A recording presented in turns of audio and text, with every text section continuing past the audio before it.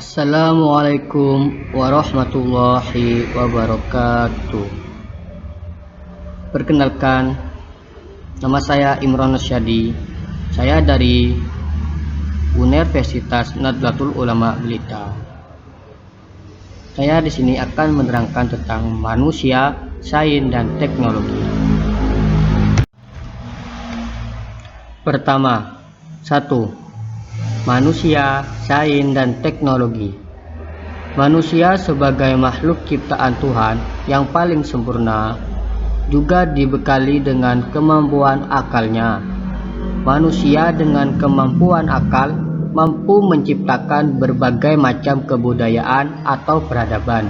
Iptek adalah salah satu contoh dari hasil olah pikiran atau akal yang kemudian disebut kebudayaan. Yang kedua, iptek. Iptek adalah termasuk sebagian dari unsur-unsur pokok kebudayaan universal. Iptek akan dijumpai pada setiap kehidupan masyarakat manusia, baik yang maju, sedang berkembang, sampai pada masyarakat yang peradabannya masih sederhana. Yang ketiga, fungsi utama ilmu pengetahuan dan teknologi. Sarana bagi kehidupan, yakni untuk membantu agar aktivitas kehidupan menjadi lebih mudah, lancar, efisien, dan efektif sehingga lebih menjadi bermakna dan produktif. Dalam ilmu antropologi, istilah atau pengertian ilmu pengetahuan dan teknologi sering dipakai untuk merujuk pada keterkaitan antara manusia, lingkungan, dan kebudayaan. Yang keempat, dalam berinteraksi menghadapi lingkungannya, manusia mau tidak mau akan berusaha menggunakan sarana-sarana berupa pengetahuan yang dimiliki serta menciptakan peralatan untuk membantu kehidupan. Iptek bagi manusia selalu berkaitan dengan usaha manusia untuk menciptakan taraf kehidupan yang lebih baik.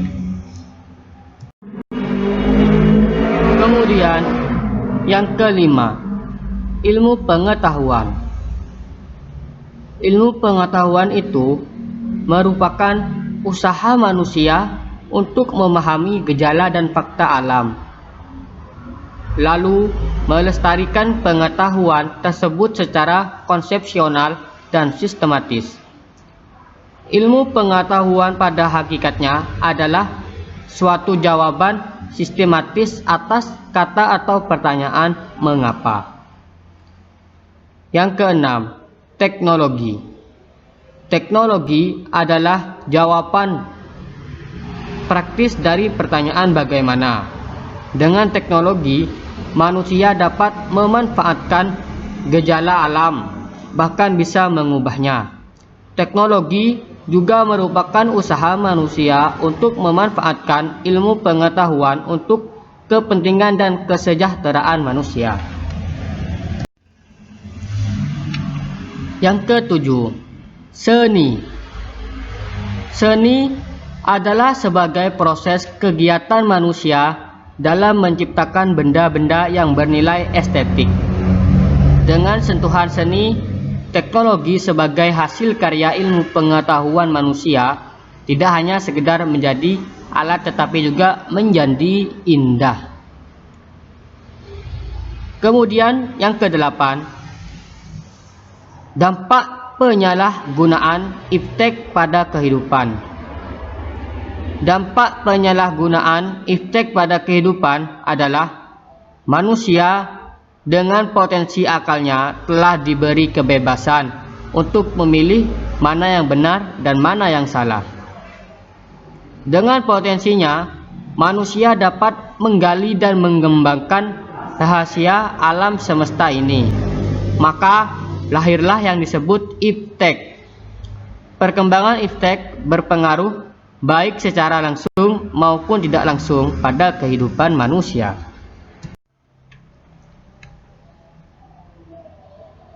Nomor 9. Pengaruh iptek. Pengaruh iptek menyangkut pola pikir, pola kerja, pola hidup maupun tingkah lakunya. Semestinya, semakin tinggi penguasaan iptek manusia semakin kritis, semakin disiplin dan bekerja dan semakin efisien dalam bertindak. Tetapi kenyataan banyak manusia semakin terbuai dengan semua fasilitas dan produk yang dihasilkan iptek. Nomor 10. Dalam kehidupan modern, hampir tidak ada orang yang hidup tanpa mempergunakan jasa iptek. Maksudnya, dampak kemajuan iptek adalah kemudahan dalam beraktivitas. Dampak negatif kemajuan iptek, masyarakat semakin terbuai dan sadar dirinya berada dalam situasi pola hidup konsumtif, hedonistik, dan materialistik. Nomor 11. Perubahan kehidupan masyarakat, dampak kemajuan iptek. Perubahan pada bidang intelektual, perubahan pada organisasi sosial yang merubah pola kehidupan politik, perubahan-perubahan terhadap tata nilai dan tata lingkungannya, perubahan di bidang industri dan kemampuan di medan perang. Nomor 12. Problematika pemanfaatan iptek di Indonesia.